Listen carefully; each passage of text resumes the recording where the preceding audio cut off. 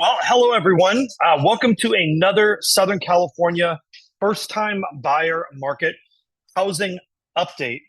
And we're going to talk about something today before we get into our normal stats that I think is very, very important. So let's jump right into it.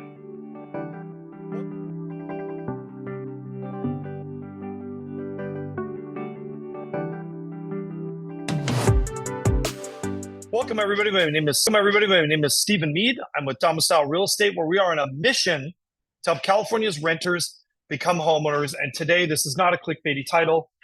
I think that people have generally been misled and lied to by mainstream media when it comes to interest rates. I don't think it's intentional or some weird conspiracy or some plot.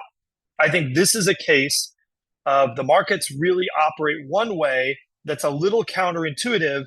And well, everybody just goes with the easy headline, and here we are. So many of you may have seen and watched as mortgage rates have fallen.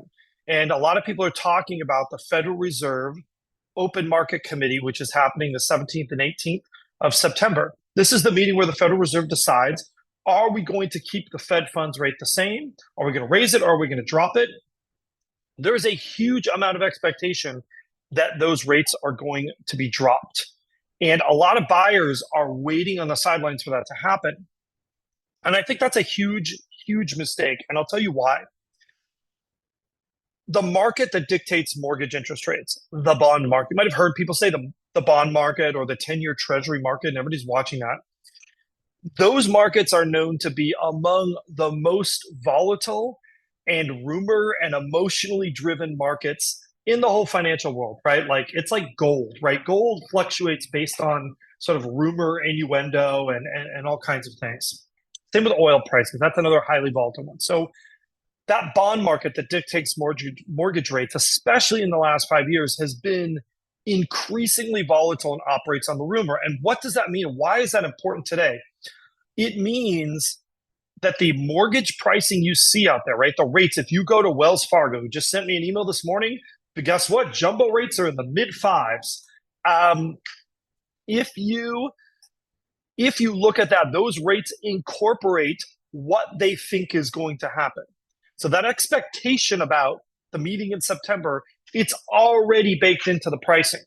And so there is an old adage when it comes to the bond market that I've always thought is particularly interesting. And that old adage is buy on the rumor, sell on the fact. What does that mean? It means the market gets very excited about rumors of a rate cut and then tends to actually get a little bit worse after the event actually happens. It's kind of like that Christmas morning syndrome, right? Everybody's excited leading up to Christmas morning. And then there's almost like a letdown, right? When it happens, the bond market operates in almost exactly the same way when it comes to mortgage rates. So for somebody who's waiting for something magical to happen, the only way something magical happens on the 18th of September for rates after that is if there is a huge, totally unanticipated rate drop by the Fed. And while that definitely is possible, just given the way this Fed has behaved, I don't think that's very likely to happen, and neither does the market. So it's incorporating what they think will be an expected outcome that's already based on the rates that you are seeing today.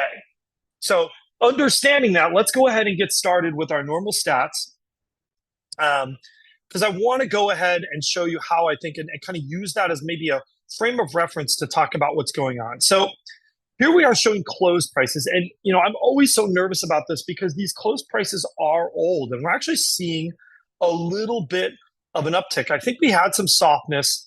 And I think we're going to continue to see some price volatility show up in this chart because it's looking backwards. This is the first August. I think I talked about this 2 weeks ago. August this year was a typical August, meaning slow in the world of real estate. If we look at monthly payment, because of rate reductions, we're still seeing rates that are, to be honest, at a very, very moderate level on these payments. So if you look at our entry-level single-family home in LA and Orange counties, remember, this is 5% down, including mortgage insurance, all those other things. I mean, we're below $6,400 for our single-family home, and we're below $5,000 for our condo. Yes, those are still big numbers. I don't mean to discount that. But remember, a significant portion of those payments, a decent amount, is going to interest is going to principal from the outset. So that's like paying yourself back. If we look at our minimum household required income, we're here at around 156,000 for our entry level single family home and 118,000 for entry level condo. Again, that's based on having no other debts, but it's also based on only putting 5% down.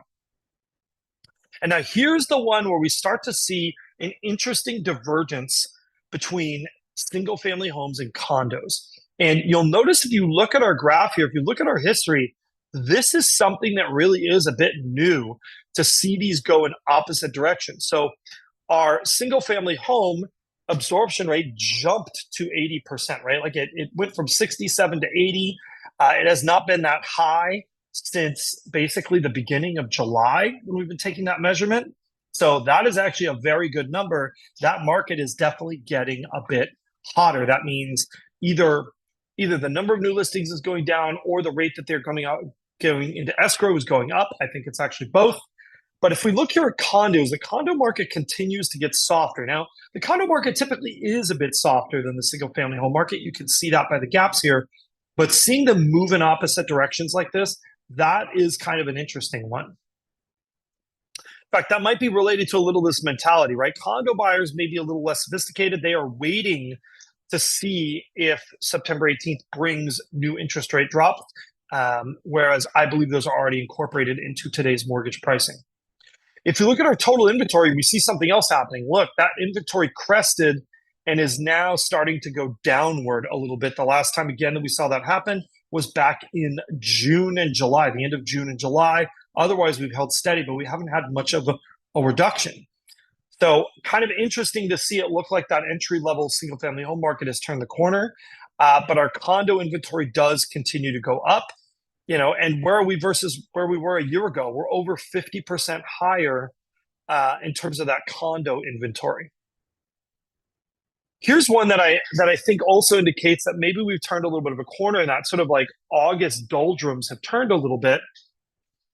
This is our 14-day still active percent. So this is the number of properties that came on the market in the last 14 days that are still active on the market, and lower is a more competitive market. So we see the blue line kind of down, kind of somewhat sharply there, heading back down below 80%, which is kind of where we were.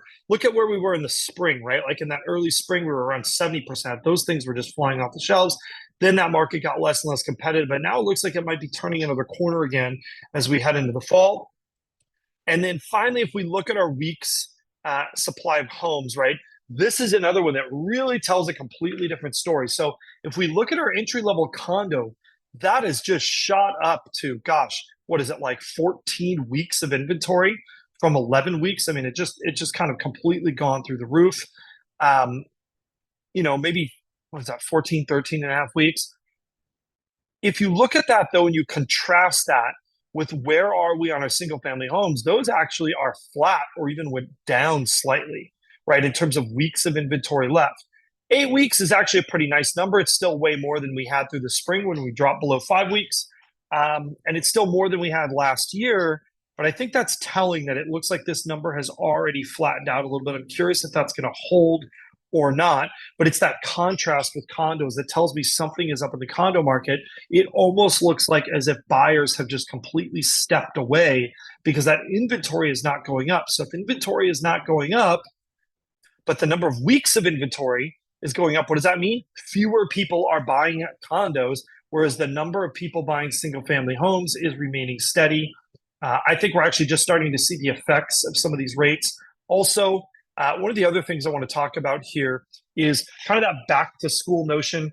We've got a listing in Glendale. They went back to school about a week and a half ago, almost 2 weeks now. And we immediately noticed the week after back to school, we saw a huge uptick in the number of showings. That is very much a factor in the market right now. That end of summer, last hurrah vacation, we just had Labor Day. I do expect to see that combined with the interest rates that we are going to have a pretty good fall, at least through middle of October. I think then people start becoming very preoccupied with the election, and that's kind of a funky effect. But I think we're going to see a good September, pretty solid September, and at least half of October. Anyhow, thanks so much for watching. Questions and comments, we love them. If you or someone you know should be a homeowner, or if you'd like to be a homeowner and develop a plan and a strategy to do that, definitely reach out to us. We'd love to hear from you. Don't forget to like, subscribe, and hit that notification bell. And thank you so much. We'll see you again real soon.